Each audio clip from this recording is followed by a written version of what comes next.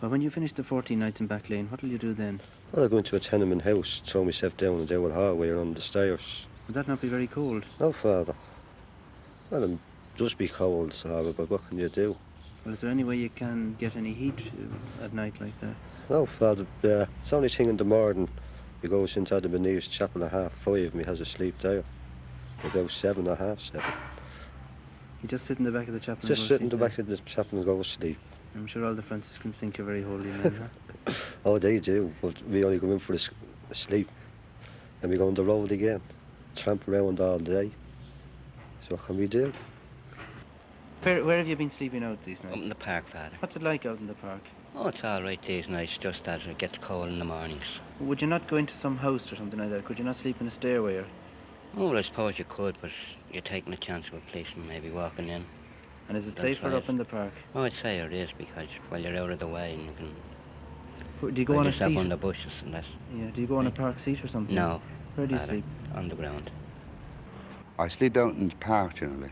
In the Phoenix Park? In the Phoenix Park, yeah. Well, do you sleep on a bench or on the grass? No, I get over under the trees or bushes with a couple of newspapers and I lie in there and shiver away till the morning. And is it very cold? Very cold, and it does rain sometimes. You come down very wet out and you no place to dry yourself. You have to walk around all day then until the next night. You go to them in the city, you try them in the city, you can't get in there, there's only 4 beds there. You go to the Back Lane, you're not long enough out, you must be out 2 months. So you go to the park again that night, sleep out again, do the same thing all over again. Well, they say they prefer the winter. Why? I was speaking to a chap this morning in that cafe. He says, I wouldn't have the seat at all, I'd rather prefer the winter. Yeah. Because it's more healthier, he says. Yes.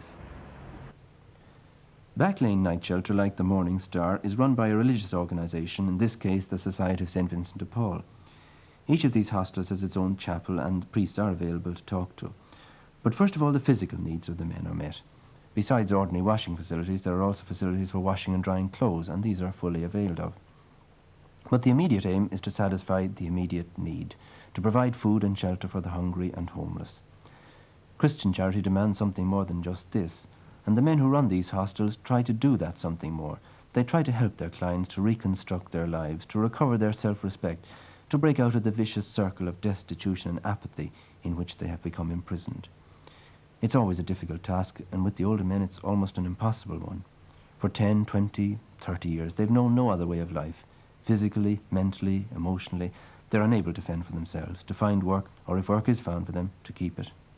Something positive and constructive can be done with the younger men, however, to prevent them from swelling the number of the chronically workless.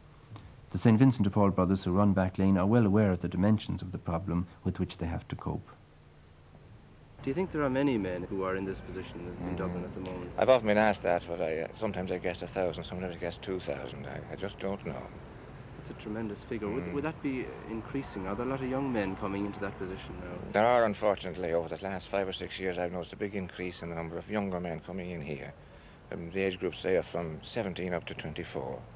And it's a pity, really, because anyway, we keep them as short a time as possible. I think it's a bad thing for them. Why do you think more young people are coming?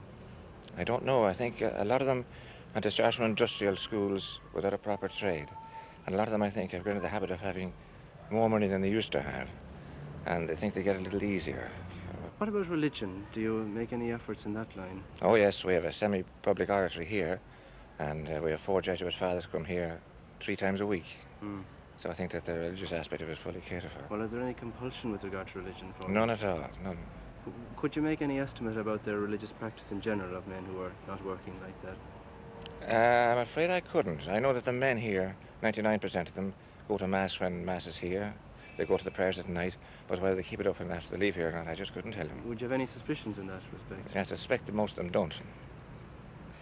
Do they go to Mass at all, or Sundays and that kind of thing? Well, you might get a few of them go, but I don't suppose they all go in because a lot of them don't like going near the church because they're so rough, you know, they're dressed rough and they get kind of embarrassed for they're going near the church, so they'd rather keep away than go with it, you know. Yeah.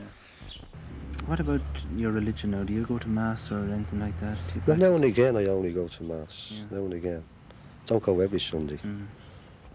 Praying, I think, is well, it's up to those who believe in it, but I mean, I've just kind of turned against it altogether, you know. Well, do you have the feeling that the church is only for people who are well off? And That's my opinion. For the band that's down and out, it doesn't seem to do them any good, and that's why they keep away from it, you know. Especially, but still thinking myself, I don't care an awful lot for it at the present moment. Still, you get a lot of your livelihood from convents and presbyteries, Oh, and yeah. that, don't you? Yeah, but you see, you put that down, you don't put that... I don't look at it as religion, I only look at it as good nature of a person to give a man something. See. No, I don't go to any masses. Do many of the lads... Most of them don't go to any, no. Do you feel that God has abandoned you I then? don't believe in him at all, to tell you the truth. Used to go to Mass? I used to, I was very good.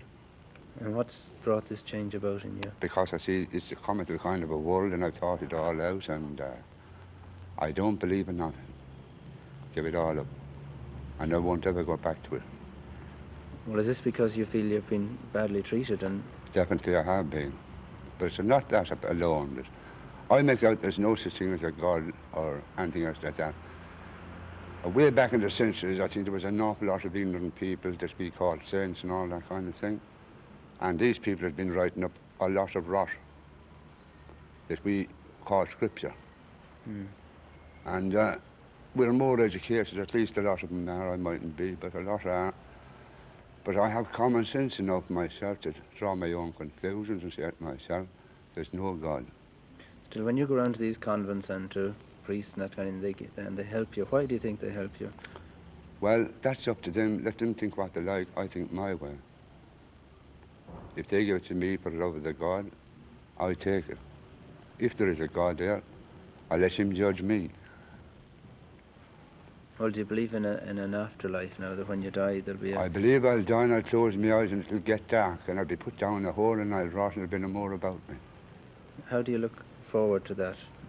Well, it doesn't cost me a thought. I say, I wouldn't mind if it happened tomorrow. I think I'd be better off. I definitely know that. In some of the convents, they have retreats for the men that come. Did you ever go on a retreat No, I like wouldn't that? go near it. We have a retreat once a year, a day's retreat in the convent. And it's the just an convent ordinary chapel. retreat, is it? A day's retreat is given by one of the Jesuit fathers from Milltown Park. And how many lads would come to the retreat? About 60, anything from 60 to 100 fathers. Some of these mightn't have been Some- practicing at all No. up to then. And each year, whoever gives the retreat always says it's worth having the retreat. What's the reaction from the men themselves like to this? They are very anxious to come. Most of them are anxious to come. But we find that some of our usual clients don't turn up at all. I see. Yes. Many of those who frequent the hostels are still in their teens. Some are going through a temporary period of crisis, and with guidance and sympathy will soon find their feet again. But others seem to be quite contented with their lot, or at all events quite resigned to it. The dole, the relieving officer, the penny dinner, the cup of tea at the convent, the shilling in the street, the hostel or night shelter, these make up a way of life that is useless but livable, and quite attractive in its undemanding way. Mrs. Helen Burke of UCD's Sociology department discussed some of the ways in which the problem might be tackled. Well, I think there are two sides to this. We've got to ask ourselves first, what can we do about the people already in this sort of trouble? And then the other side of it is, what can we do to prevent people falling into this sort of trouble? For the people already chronically unemployed, I suppose we have to be able to provide a good minimum level of livelihood. But as long as the hostels are only places from where they can come and go, the incidence of them getting independent again will be lower. Other countries have found this, that you have to have people there who really push them back into ordinary life again. I think another way we can prevent it is having better services for our discharged prisoners. It's terribly important when somebody comes out of jail that he's somebody he can turn to, somebody who will help him get a job, find a place to live. Otherwise, the temptation is that he'll just drift on. To a lesser degree, this is true of people coming out of mental hospitals, especially if their families can't tolerate their behaviour, if it's still a little bit strange and so on. What about prevention now for young people, for example? Well, I think this can start very early on. At the moment, we have nothing in this country corresponding to youth employment services in other countries. And this is a service whereby young people leaving school are interviewed and are asked what sort of jobs they'd like to go on and are geared towards these sort of jobs. But more important still than the advisory side of it, a youth employment service will catch the ones who've been unsuccessful in their first few jobs. And I think very often our drifters come from this group. They've tried one thing, maybe two things, they've failed at it and they've given up. And they've seen other people get a livelihood by not working, living on the dole and so on, just living from day to day. But a youth employment service can catch these people up to the age of 21 and can help them to really find a way of life that is suitable for them. Because if you look around, there is a way of life for everyone if you can find it. With regard to hostel accommodation and providing subsistence, is there not a danger that we may in fact encourage people to remain in this kind of idle life by providing them with this sort of service? Ah, yes, but what's the alternative then, to leave them live in the streets or in shacks and so on? I think we've got to accept that there always will be a minimum number of these people who cannot provide for themselves because they haven't been as lucky as others, either in terms of mental ability or emotional stability and so on. The poor we will have always with us. No matter how carefully we distribute our resources, no matter how much we blur the line of distinction between the haves and the have-nots, we can never reach a final solution to the problem. We can help those who are in want, we can help them if they allow us to help themselves. We can try to ensure that young people are not left drift into a life of idleness and dependence upon others. But no matter how carefully we align the social ladder, there'll always be a bottom rung. There'll always be those who are unable to cope with the problems of living, those who have no hope of this world or the next, those for whom happiness equals a flask of wine, a loaf of bread, and 5 cigarette butts. That's all for the present.